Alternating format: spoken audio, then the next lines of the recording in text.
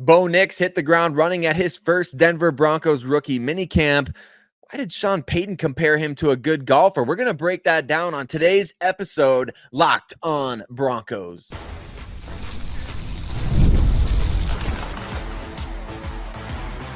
You are Locked On Broncos, your daily Denver Broncos podcast. Part of the Locked On Podcast Network, your team every day. Welcome in, Broncos Country. My name is Sayre Bedinger, co-host of the Locked On Broncos podcast and site expert over there at Predominantly Orange, where you can find my written work breaking down all things Denver Broncos, including what we're talking about today, which is that Bo Nix sounds like he had a rather impressive first weekend as the Denver Broncos quarterback, officially the team kicking off its rookie minicamp.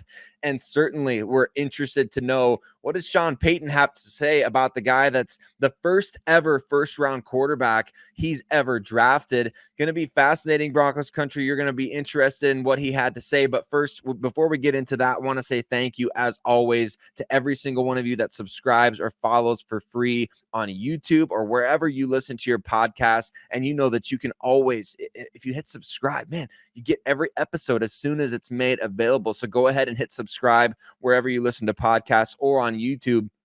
And I got to tell you that today's episode is brought to you by FanDuel. Make every moment more. Right now, new customers are getting $150 in bonus bets with any winning $5 bet. That's $150 with any winning $5 bet. Visit FanDuel.com/locked on to get started. And speaking of getting started, it's the Bo Nix era officially. If you saw any of the photos that were floating around Twitter or X, whatever you call it, I mean, Broncos Country is very excited, and understandably so. I mean, there's been a lot going on these last 8 years since the team won Super Bowl 50. It's almost been a complete nightmare. The Kansas City Chiefs have taken over as the NFL's dynasty, for lack of a better term, at this point. And the Broncos, unfortunately, have been one of the worst teams in the league over that time frame. They've got a streak of non-playoff seasons going now, and certainly there hasn't really been much to hang the collective hat on as a franchise up to this point. And now you've got Sean Payton and this team coming off an 8-win season, drafting Bo Nix in the first round.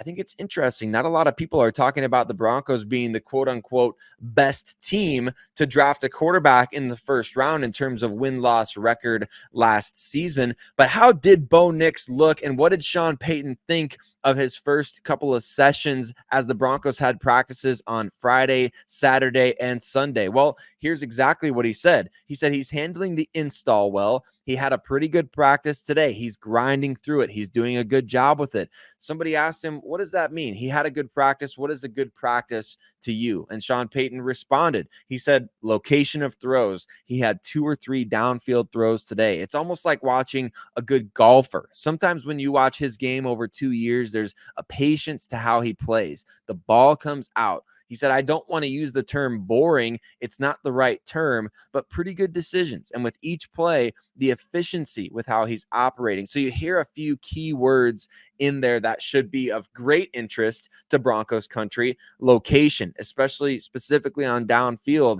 He said the patience with how he plays, the ball coming out quickly, another hallmark of the Sean Payton offense. And when you hear him say, I don't want to use the term boring, that's a compliment, because, man, the guy is so consistent out there. He's efficient. As Sean Payton said, that efficiency, another key word. And I love that he compared him to a good golfer, because I personally, not a good golfer. I will admit, I love to golf. It's fun. And certainly you'll love to hate golf at times too. But if you go out to the driving range as a golfer and you see somebody who's either the club pro or somebody who's really good at playing, you just can't help but sit there and wonder, like, how does that person do that? How do they strike the ball like that every single time? How do they have such a good knowledge of every club in their bag? Like, how do they putt so well consistently? How do they chip so well consistently? They drive that. They just don't make a lot of mistakes out there as good golfers do. And I love that comparison from Payton, because obviously Bo Nix has been labeled by some as kind of being a boring prospect in this draft. We know he's an older prospect. We know he played a ton at Oregon, but I love the comparison to him as a good golfer. golfer, because it really does show he's got the ability to strike with any club in the bag. He can beat you deep. He can beat you with the short game. If that's what he's being asked to do, that's the way that I perceive that comment by Sean Payton, is like, man, doesn't matter if we're talking about him, off the tee box or close to the green or putting. Like, this guy is just good, and he's almost boringly so. He's just good at everything, and I love that. I think that that's exactly what you want when you're installing the offense. Look, the physical traits, Sean Payton has mentioned a couple of times now that Bo Nix kind of surprised him with actually how big he is, but ultimately those physical traits are not what he's really known for, which is fascinating because he was a 5-star dual threat prospect back in the day coming out of high school. He can run. He had a lot of rushing touchdowns at Auburn and Oregon, so he can move. He can make plays on the move as well, and he's crafty in and out of the pocket. But of course, when you're talking about winning in the NFL, Sean Payton has said this, you've got to be able to win from the pocket, and Bo Nix is able to do that. He's efficient. He's effective at it. He's maddeningly consistent almost to a point, right? And so you love to hear that. And our good friend Zach Stevens had some nice observations. And really, this is going to get the hype train going a little bit. Zach Stevens was at practice watching Bo Nix. He said on Twitter, unbelievably accurate, especially on downfield throws. He said Bo hit nearly every single receiver in stride, right on the money, fully in command of the offense. Arm strength, definitely not a concern. So that's one person's opinion from watching practice, but certainly those are some standout traits and things to know about this practice from Bo Nix. And you love to hear those kinds of things, and you love to just the fact that he came out, there's jokes going around on Twitter, and you don't want to buy too much into these things either at this point in time, but there's a number of videos going and circulating around Twitter of JJ McCarthy kind of struggling there at Minnesota Vikings rookie minicamp and not being able to hit stationary targets. And certainly you don't want that kind of publicity at this point if you're Bo Nix, but you do want exactly what Sean Payton is saying, what Zach Stevens and many others have been saying who witnessed practice, that, I mean, this guy's got the goods. He signed his 4-year rookie contract over the weekend, so the Broncos have that out of the way. There's no contract situation going on. It's over and done with. And Bo Nix, he even kind of cracked as he was asked about that. Hey, what have you spent your money on since you signed your rookie contract? He's like, I'm still trying to learn this offense. So he's focused on football. He's carries himself in such a way that I think it's not just impressive in terms of his charisma, but what you really love about Bo Nix is that he just feels like a professional quarterback. And of course, being the oldest, first rounder in this draft specifically, he probably should feel a little bit like that, but he just carries himself in a certain way. And you get the vibe that he is going to be able to come in and have an impact on this Denver Broncos team, maybe more than really anybody out there. Certainly a lot of the talking heads are expecting at this point. And speaking of having a bigger impact than anybody really thinks, 7th round wide receiver Devon B has already started turning heads, even though he was kind of an afterthought in terms of the NFL draft, or somebody that people were even kind of criticizing the Broncos for making that pick. Maybe there's a sleeper wide receiver turning some heads early on, and we're going to talk a lot about Devon B and that wide receiver room on today's episode, Locked On Broncos. Today's episode of Locked On Broncos is brought to you by eBay Motors. Passion, drive, and patience. The formula for winning championships, well, it's also what keeps your ride or die alive. eBay Motors has everything you need to maintain your vehicle and level it up to peak performance. Superchargers, roof racks, exhaust kits, LED headlights, and more. Whether you're into speed, power, or style, eBay Motors has you covered. With over 122 million parts for your number one ride or die, you'll always find what you're looking for. And with eBay Guaranteed Fit, your part is guaranteed to fit your ride every time or your money back. Because with eBay Motors, you're burning rubber, not cash. With all the parts you need at the prices you want, it's easy to make your car the MVP and bring home huge wins. Keep your ride or die alive at ebaymotors.com. Eligible items only. Exclusions apply. eBay Guaranteed Fit, only available to U.S. customers. The shades of Tim Patrick with Devon Vele are undeniable as the Denver Broncos are starting their rookie minicamp and getting OTAs underway. The 7th-round receiver may not be a sleeper for much longer. Broncos Country, want to say thank you and give a shout out to every single one of you that tunes in and makes Locked On Broncos your first listen of the day every single day. We appreciate all of you so much for tuning in wherever, however you listen to your podcast, or if you subscribe to the show on YouTube. We can't thank you enough for doing exactly that. You are what makes this show so great. So Broncos Country, mile high salute to every single one of you out there. And let's talk about this sleeper wide receiver who's turning some heads at rookie minicamp. Devon Vele, a 7th-round pick out of Utah. Now, there's going to be some obvious comparisons here when you talk about Tim Patrick, right? I mean, of course, wearing the number 81 is a direct nod, right, to Tim Patrick. You can't deny that. But Devon Vele's got that same 6'4" type of frame. He almost works as the same type of big slot type of player. He's tough. He's physical. And one thing that I think Sean Payton said about him after Saturday's practice specifically is that he really does a great job of coming down with the ball in contested catch situations. He said he was really impressed by the strong hands that he showed. And our good friend Ryan Edwards, and belated birthday shout out to Ryan, he tweeted out something that I think is really important in terms of just how good of a practice this guy had. He said was very impressed with Broncos rookie wide receiver Devon Vele. Has the size of a tight end, but super smooth with his routes and had a natural feel for space downfield, creating a big target for Nix while boxing out defensive backs. Sounds like Payton really likes the idea of playing him inside the numbers. Big Tim Patrick vibes, especially while wearing 81. Denver might have found another 7th-round gem.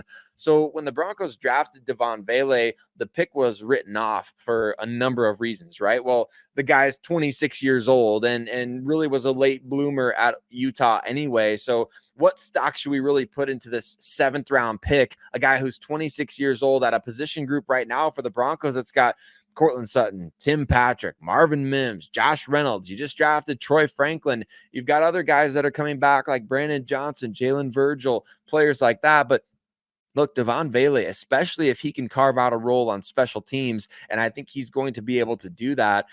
I think he's starting to impress rather early in the process. And when you're turning heads this early in the process, it only bodes well, especially if he can stay healthy as the offseason rolls along. Now, the Tim Patrick comparisons are fascinating because of just that long, slender frame that he has, right, at 6'4", but the fact that he plays with such toughness despite having that longer frame, I think is what really stands out to me. And when I watch some of his Utah games, you do see those strong hands in contested catch situations. Those shine, those come through a lot. And he's not just a guy who was catching a bunch of wide open touchdown passes. He's got some scoot after the catch as well. So with the Broncos having some good luck in the 7th round of a couple of George Payton's first drafts here, maybe you could see Devon Vele developing into a weapon down the line. And look, beyond this season, right? I mean, Tim Patrick is not under contract after this year,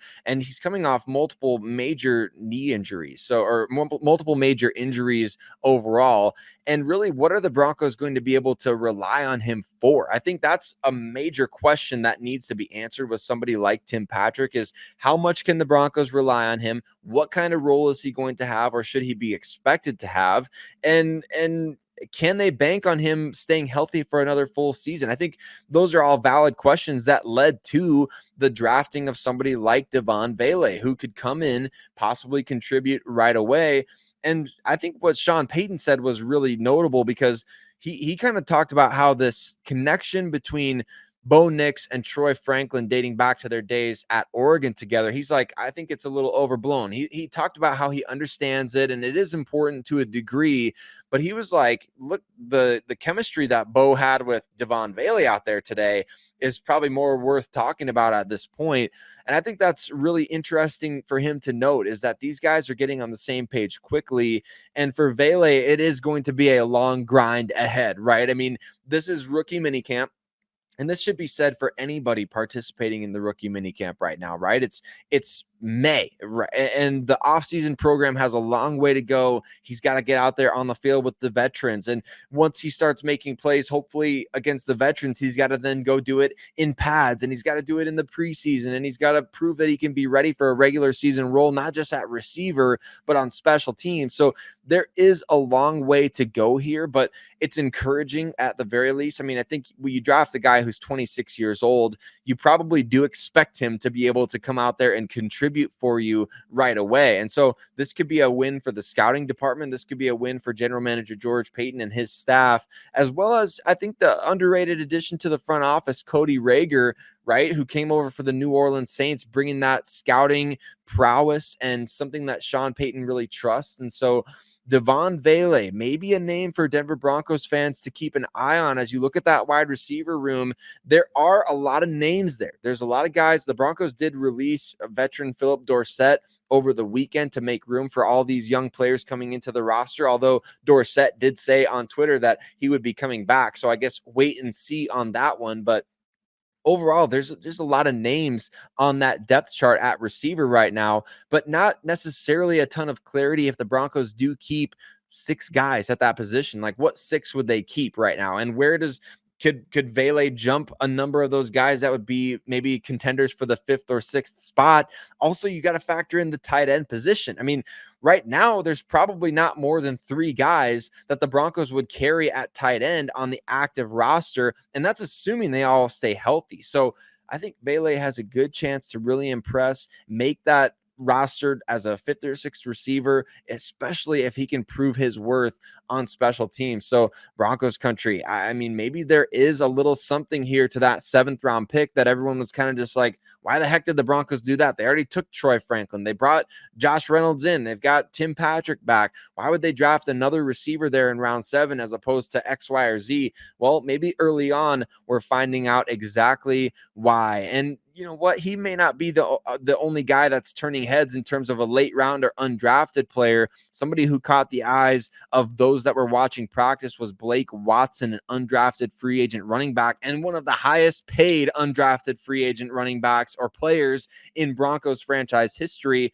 We're going to talk about why Blake Watson may be getting the Joker treatment, why Sean Payton really liked him coming out of Memphis, and what his role could be, as well as the kickoff return having a huge impact on the way the Broncos are preparing this offseason for some major changes in the NFL coming up in 2024. Today's episode, Locked On Broncos, is also brought to you by FanDuel. It's winner take all time with the NBA and NHL, and FanDuel is giving you a shot to bring home a big win of your own. Right now, new customers, they get $150 in bonus bets with any winning $5 bet. That's $150 to bet on spreads, money lines, player props, and more. So maybe you want to go bet on what the Denver Nuggets are doing right now. If you're a Denver Broncos fan who is also a Denver Nuggets fan and you're feeling confident that they're going to come back and take that whole series from the Minnesota Timberwolves, you can go check out the money lines on that series. And hey, some Bo Nix player props have dropped. Bo Nix is tied for the 6th best odds to win NFL Rookie of the Year in 2024. So maybe at plus 2,000, maybe you want to go put a little money down on that right there. But go ahead and visit FanDuel.com/locked on and make every playoff shot count. FanDuel, America's #1 sportsbook. As we jump into the 4th quarter of today's episode of Locked On Broncos, I want to say once again, thank you to all of you that make Locked On Broncos your first listen of the day every single day right here on the Locked On Podcast Network. We appreciate you rocking with us every single day, especially as Broncos OTAs are underway here with rookie minicamp getting started. A lot of cool storylines with players that are going to be standing out and potentially having a substantial impact on the roster, maybe stealing some roster spots, which is exactly what we think maybe Blake Watson, the undrafted rookie running back out of Memphis, can do. Watson is one of the more intriguing guys the Broncos have brought in as an undrafted player. He was somebody that they brought in for a top 30 visit. They've shown interest in him throughout the NFL draft process. He's got big time speed, I think he ran a 4.39 or a 4.40 in the 40-yard dash. and he was a great pass catcher. Only one other running back in this entire rookie class, which was Bucky Irving at Oregon, had more receptions the last 2 years than did Blake Watson, who caught over 100 passes between his time at Memphis and Old Dominion. He's a playmaker. He's got a natural instinct for not just catching the ball, but really having that instinct and feel for space and where he's at and being able to make plays after the catch, that speed and that burst, the elusiveness in the open field. Of course, he was an undrafted free agent, so you don't want to sit here and hype him up like he was, Christian McCaffrey in the top 10 of the draft. But at the same time, his pass catching traits are initially what I know Sean Payton said. That's what really drew them in to this guy. But beyond that, Payton said they really like Watson's football IQ, which is a big deal for an undrafted rookie running back coming in.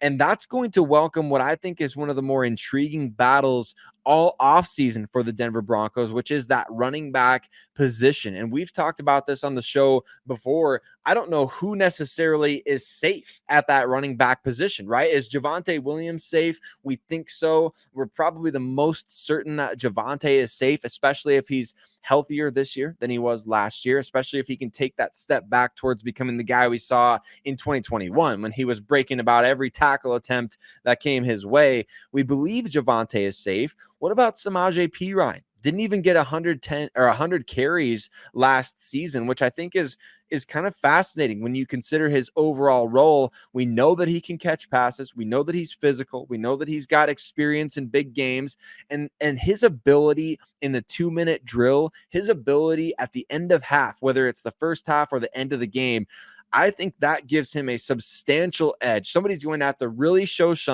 something in camp and the offseason program to get Perine off this roster, unless it's purely financially motivated, in which case the Broncos may not care so much about that. But Jalil McClain, one of the biggest surprises on last year's roster, a player who certainly, when you talk about this quote unquote joker role that Sean Payton continues to bring up, Jalil McClain is somebody that you feel like can be a mismatch there, but when he's out on the field, is he able to stick his nose in there and pass protect? That's always going to be an issue, I think, for smaller backs. It's traditionally been an issue for smaller backs or running backs in general. They have to really work at that craft of being able to stick their nose in there and pass protect. Is that going to be a problem? We'll find out. Is it a problem for Blake Watson? That's going to be another question. But this running back position, the depth chart, Tyler Beatty also participating at this rookie minicamp, and Sean Payton said he kind of went up to him and joked like, we need to make sure you're not at this next year. And hopefully it means that's because he did a good enough job to be able to get some time on the field. But Tyler Beatty is another name that doesn't get factored in. And you also have Audric Estime, the 5th round pick, who's another big physical back that figures to factor into the rotation this year. So there's a lot going on at running back, and it's the complete opposite problem of what you had last year, where Javonte was hurt, Samaje Perine came in, you had no idea what Jalil McClain was bringing to the table, and frankly, there was really nobody else on the roster that you felt like you could go into the season counting on and relying on to be that person to play a substantial role. And now this year, well, you've got a lot of different guys that could factor into the rotation, a lot of guys that could steal jobs. It's going to be very tough, but Sean Payton, he said it. They're welcoming the competition. They want to see these guys out there and really get a feel for how it's going to shake out. I can't say that I got the vibe or the impression that, the deck is going to be completely reshuffled at running back this offseason, but you did kind of get the impression that he was saying like they're going to welcome competition for all those spots, whatever that looks like. And so we know that that's been his MO in the past.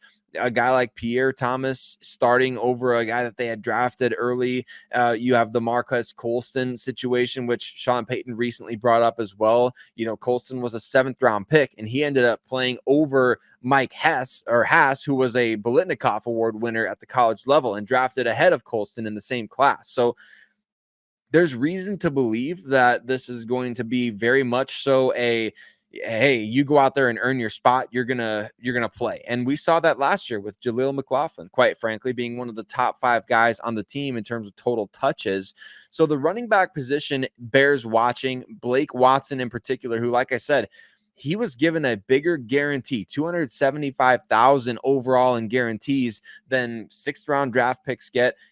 That's a bigger guarantee than we've really seen for many, if any, Denver Broncos undrafted players overall. So I think that's something that's worth buying into a little bit, is this Blake Watson stock. Let the money talks, and the money is talking and saying, like, this guy is worth watching as somebody who could steal a roster spot, maybe from Jalil McClain, maybe Audric Estime steals a spot from somebody like Samaje Perine. We'll kind of have to wait and see. The Broncos, though, I wouldn't say they're very likely to keep 4 or 5 running backs, especially with Michael Burton playing a major role on special teams and playing that fullback role that Sean Payton still has in his offense. So Broncos country, let us know what you think on that as well with the running back position. How do you think it's going to shake out this offseason with a couple of talented rookies coming in?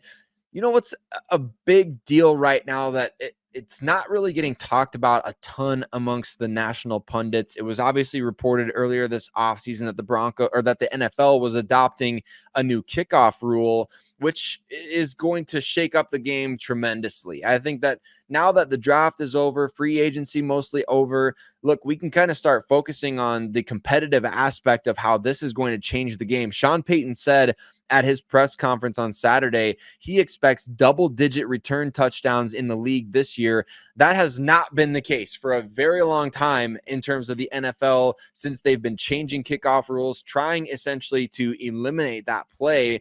Now they're changing it to where the coverage units are lined up a lot closer to each other and on the opposite side of the 50-yard line. So when the ball gets kicked off, it's going to essentially end up being like a play from scrimmage is what it's going to look like. And there are players that are out there, and there are teams are going to try desperately to use this to their advantage to get those hidden yardage that Sean Payton talks about in terms of special teams. Well, it's not just going to be hidden yardage anymore. This is going to be a substantial, like, potential game altering type of play now, where you're going to see teams manipulate it a lot of different ways. The kickoff is going to look different. Sean Payton said you now have to have guys out there that are kind of like shortstops or infielders in baseball that are going to have to field the ball differently. It's going to be significantly different than we've known before. And thankfully, the Denver Broncos have some of the better return men to come out of the college ranks in the last couple of years. We know that they feel highly about Marvin Mims, the wide receiver, and his ability to return kickoffs. And is he still going to return kickoffs and punts now that he's going to be playing a bigger role in the offense? I think that's to be determined. Jalen Virgil, coming off of an injury, was a fantastic kickoff returner at Appalachian State. I would be fascinated to see in the preseason how this new rule alters potentially his chances of making this team, because ultimately this could be such a difference maker that it makes or breaks the case for guys like Jalen Virgil and keeping him on the roster over somebody who might have been a good gunner on special teams but not a good returner. This swings the pendulum heavily in terms of those guys that are good return specialists, have vision in the open field, can break tackles, can give you an edge in the field position game, because ultimately that's what it's all about. And so I can't wait to see what the Broncos do with this. I can't wait to hear about who's returning kicks when it comes to the offseason activities and training camp, because I think that's going to be worth monitoring very closely, as will this rule be all throughout the course of the entire 2024 offseason. So Broncos country, let us know your thoughts on who should be returning kicks for the team, the running back position. We always love hearing from you, every single one of you that make the show your first listen of the day every single day. And subscribe or follow for free. If you're not on YouTube yet, go ahead and go over to our YouTube page and subscribe there, or wherever you listen to your podcasts. Subscribe on that outlet as well, so that you get an episode, every single episode that comes out, as soon as it's available. Broncos country, we're going to continue talking about and breaking down rookie minicamp this week. Comments from Bo Nix, comments from all the rookie players that we finally got to hear from, as well as other Denver Broncos coaches. And what are they thinking about this team? What are they thinking about these new guys coming in and the impact that they can make? Cody Roark will be back to join me as we get I guess really acclimated to these new guys ourselves. We're getting to know these players, and it's been exciting already. But Broncos country, football is in the air a little bit here in May. We can't appreciate you enough. We'll see you all soon.